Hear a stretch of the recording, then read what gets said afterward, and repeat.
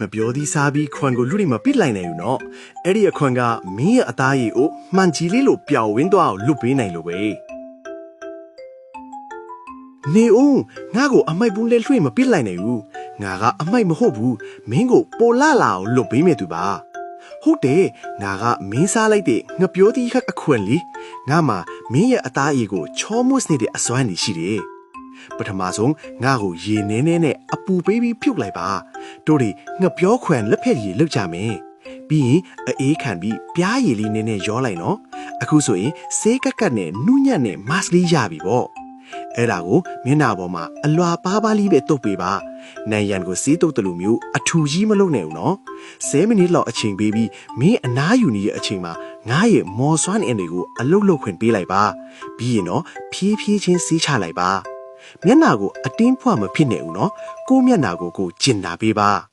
ဝါကြည့်လိုက်အောင်မင်းရဲ့မျက်နှာလေးဝင်းသွားတာနောက်တစ်ခါကျရင်တော့အဆိုဓာတ်ကိုထိန်းထားနိုင်ဖို့မျက်နှာလင်းစီ face oil လေးနည်းနည်းထပ်လင့်ပေးလိုက်အောင်နော်